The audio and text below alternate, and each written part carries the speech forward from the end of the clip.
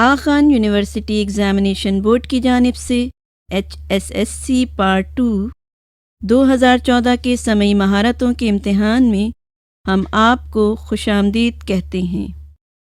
اس جز کا کل دورانیہ 25 منٹ ہے اور اس کے کل نمبر 20 ہیں۔ آپ کو 2 اقتباسات سنائے جائیں گے۔ ہر اقتباس 2 بار سنایا جائے گا۔ پہلے اقتباس نمبر 1 کو غور سے سنیں اور پھر اس اقتباس سے متعلق 10 سوالات کو پڑھیے۔ ان سوالات کو پڑھنے کے لیے 2 منٹ کا وقفہ ہوگا۔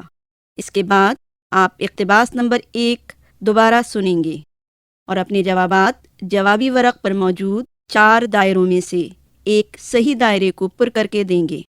اس اقتباس کے سوالات کو حل کرنے کے لیے آپ کو 4 منٹ کا وقت دیا جائے گا۔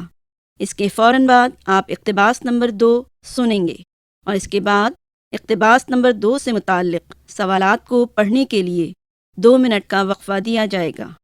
اس کے بعد آپ اقتباس نمبر 2 دوبارہ سنیں گے اور اپنے جوابات جوابی ورق پر موجود 4 دائروں میں سے ایک صحیح دائرے کو پر کر کے دیں گے۔ اس اقتباس کے سوالات کو حل کرنے کے لیے آپ کو 4 منٹ کا وقت دیا جائے گا۔ اقتباس نمبر 1۔ بچھو۔ سانپ کا کاٹا سوئے، بچھو کا کاٹا روئے۔ بچھو کرۂ ارض کا قدیم باسی ہے۔ اس کا تعلق چیونٹیوں، چھوٹے چھوٹے کیڑے مکوڑوں اور دوسرے 8 ٹانگوں والے حشرات الارض کے خاندان سے ہے۔ بعض بچھو تو جھینگا مچھلی سے گہری مشابہت رکھتے ہیں۔ بچھو کی مختلف اقسام میں سب سے خطرناک، زہریلا اور موذی کالا بچھو ہے، جس کی لمبائی 6 سے 10 انچ تک ہوتی ہے اور رنگت بہت سیاہ۔ کہا جاتا ہے یہ بچھو اگر سانپ کو کاٹ لے تو وہ بھی اس کے زہر سے مر سکتا ہے۔ سب سے دلچسپ بات یہ ہے کہ بچھو کا حلق پمپ ہوا خارج کرنے اور چھلنی کے کام بھی آتا ہے۔ اس چھلنی کے ذریعے وہ شکار کے اس حصے کو پیٹ میں داخل نہیں ہونے دیتا جو اس کے نظام میں خرابی پیدا کرنے کا موجب ہو۔ ہڈیوں کے سوا بچھو اپنے شکار کا سارا جسم چٹ کر جاتا ہے۔ یہ امر مسلم ہے کہ بچھو فاقہ کشی کا عادی ہے۔ ایک اندازے کے مطابق بچھو 1 سال سے زائد عرصے تک بغیر خوراک کھائے زندہ رہ سکتا ہے۔ وہ بچھو جو نمی والے علاقے میں رہتے ہیں انہیں پانی کی زیادہ ضرورت ہوتی ہے، لیکن جنگل والے بچھو پانی کے بغیر کئی مہینوں تک زندہ رہ سکتے ہیں۔ بچھو فطری طور پر بڑا شرمیلا، تنہائی پسند، صلح جو اور رات کو گھومنے پھرنے کا عادی ہوتا ہے۔ دن کے وقت سہل پسند اور کاہل بن جاتا ہے اور اس کی بینائی کمزور پڑ جاتی ہے۔ شکار کی تلاش میں وہ رات کے وقت نکلتا ہے، دن کو تاریک اور متعفن جگہوں میں سر چھپائے بیٹھا رہتا ہے۔ نمی اور رطوبت والے مقام بچھو کی من پسند جگہیں ہیں۔ بچھوؤں کی مملکت میں جس کی لاٹھی اس کی بھینس کا قانون رائج ہے۔ اگرچہ بچھو انسان اور بعض جانوروں کا دشمن ہے، مگر قدرت نے اس کے بھی بہت سے دشمن پیدا کر رکھے ہیں جو اسے جان سے مار ڈالتے ہیں۔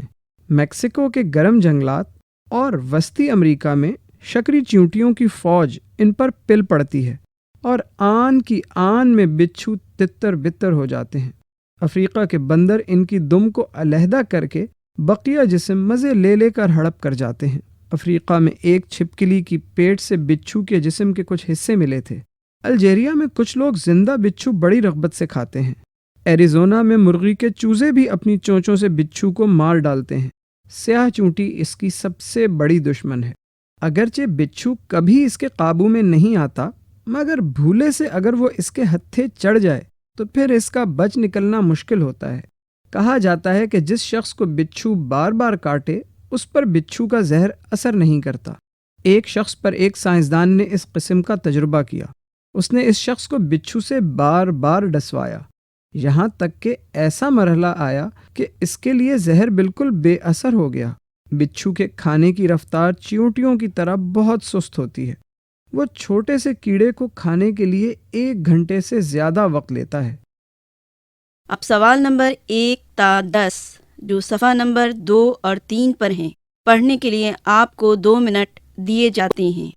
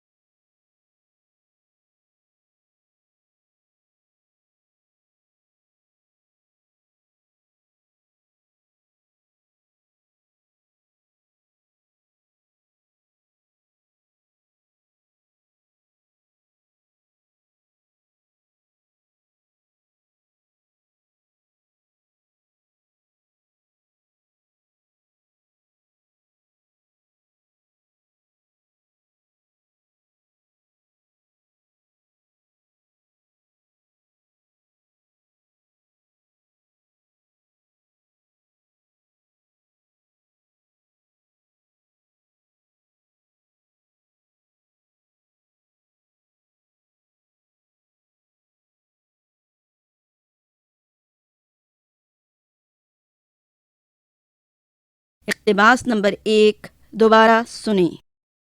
بچھو، سانپ کا کاٹا سوئے، بچھو کا کاٹا روئے۔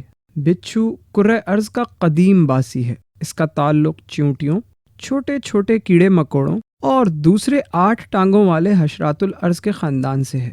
بعض بچھو تو جھینگا مچھلی سے گہری مشابہت رکھتے ہیں۔ بچھو کی مختلف اقسام میں سب سے خطرناک، زہریلا اور موذی کالا بچھو ہے، جس کی لمبائی 6 سے 10 انچ تک ہوتی ہے اور رنگت بہت سیاہ۔ کہا جاتا ہے یہ بچھو اگر سانپ کو کاٹ لے تو وہ بھی اس کے زہر سے مر سکتا ہے۔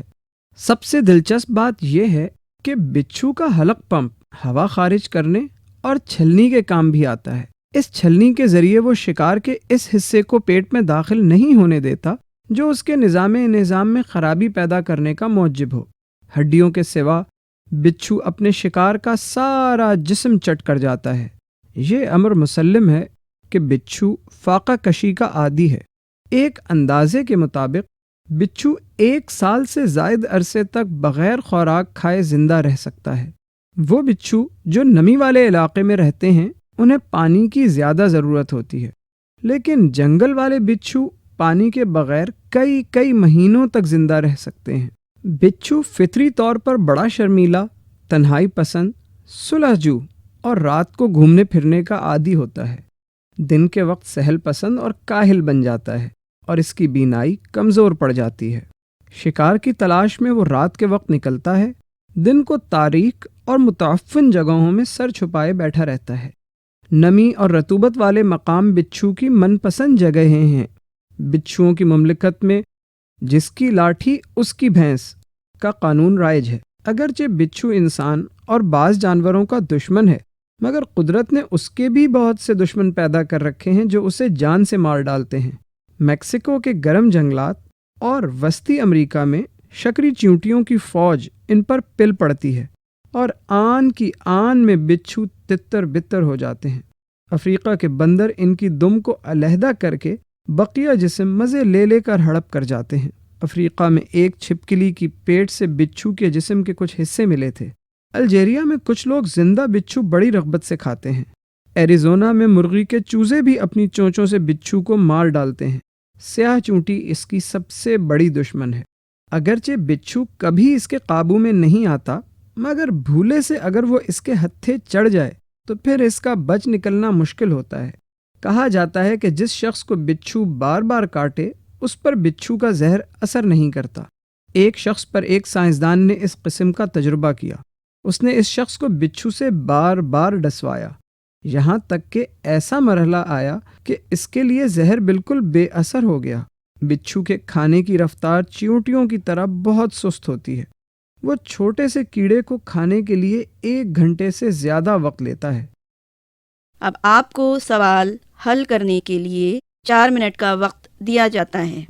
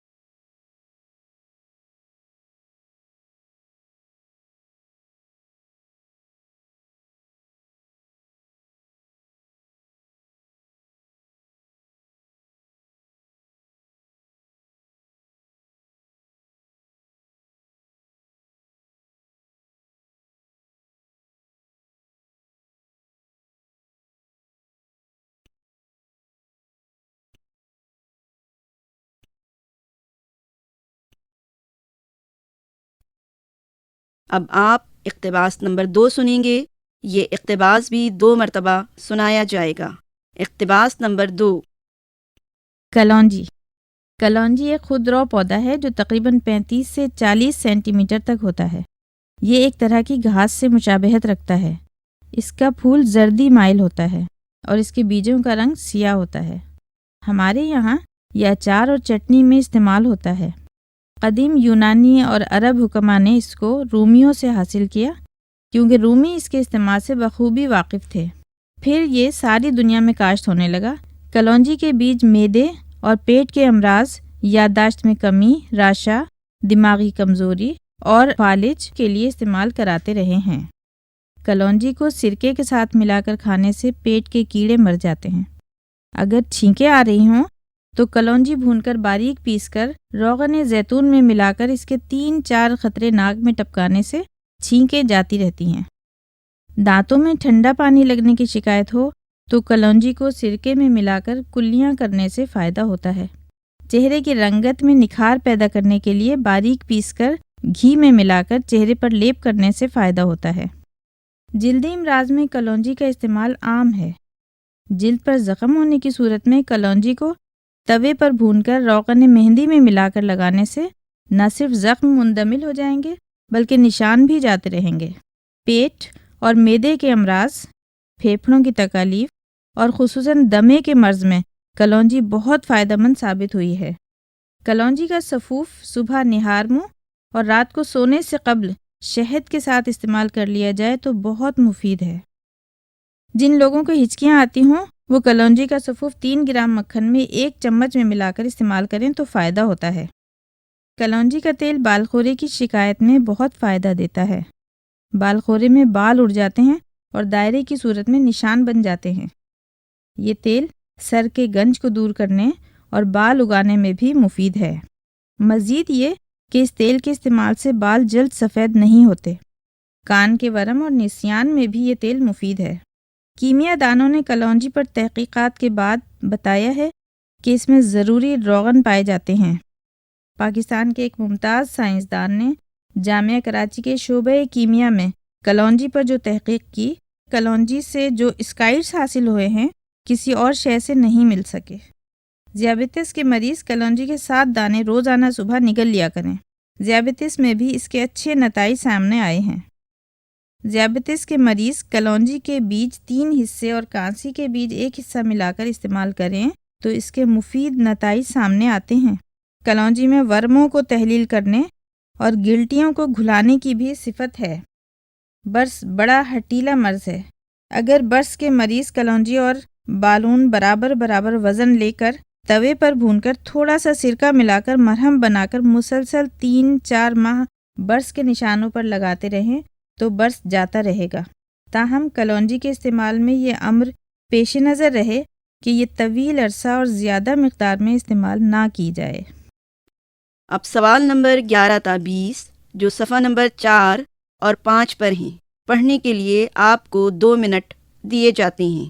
آپ سے جب تک کہا نہ جائے آپ صفحہ نمبر 5 نہیں الٹیں گے.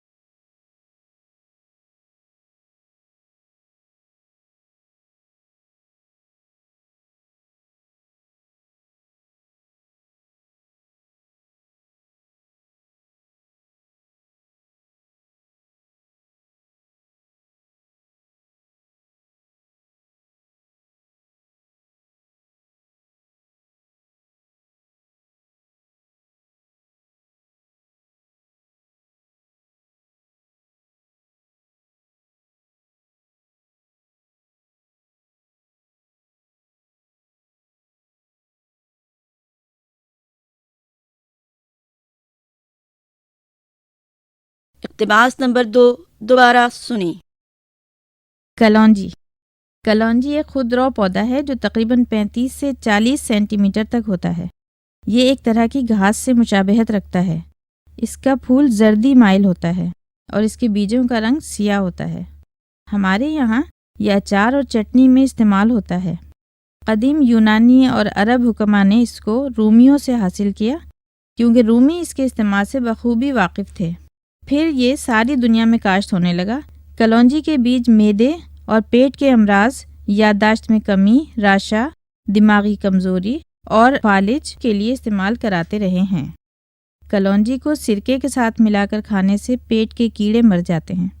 اگر چھینکیں آ رہی ہوں تو کلونجی بھون کر باریک پیس کر روغن زیتون میں ملا کر اس کے 3-4 قطرے ناک میں ٹپکانے سے چھینکیں جاتی رہتی ہیں۔ دانتوں میں ٹھنڈا پانی لگنے کی شکایت ہو تو کلونجی کو سرکے میں ملا کر کلیاں کرنے سے فائدہ ہوتا ہے۔ چہرے کی رنگت میں نکھار پیدا کرنے کے لیے باریک پیس کر گھی میں ملا کر چہرے پر لیپ کرنے سے فائدہ ہوتا ہے۔ جلدی امراض میں کلونجی کا استعمال عام ہے۔ جلد پر زخم ہونے کی صورت میں کلونجی کو توے پر بھون کر روغن مہندی میں ملا کر لگانے سے نہ صرف زخم مندمل ہو جائیں گے بلکہ نشان بھی جاتے رہیں گے۔ پیٹ اور معدے کے امراض، پھیپھڑوں کی تکالیف اور خصوصاً دمے کے مرض میں کلونجی بہت فائدہ مند ثابت ہوئی ہے۔ کلونجی کا سفوف صبح نہار منہ اور رات کو سونے سے قبل شہد کے ساتھ استعمال کر لیا جائے تو بہت مفید ہے۔ جن لوگوں کو ہچکیاں آتی ہوں وہ کلونجی کا سفوف 3 گرام مکھن میں 1 چمچ میں ملا کر استعمال کریں تو فائدہ ہوتا ہے۔ کلونجی کا تیل بال خورے کی شکایت میں بہت فائدہ دیتا ہے۔ بال خورے میں بال اڑ جاتے ہیں اور دائرے کی صورت میں نشان بن جاتے ہیں۔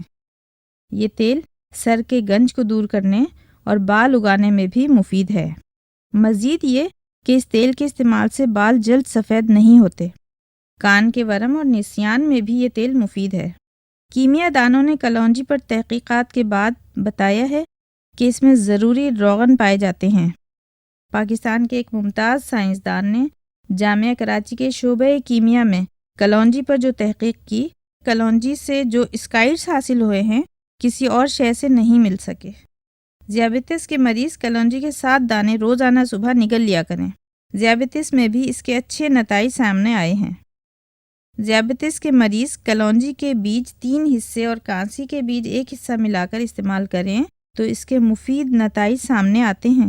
کلونجی میں ورموں کو تحلیل کرنے اور گلٹیوں کو گھلانے کی بھی صفت ہے۔ برس بڑا ہٹیلا مرض ہے۔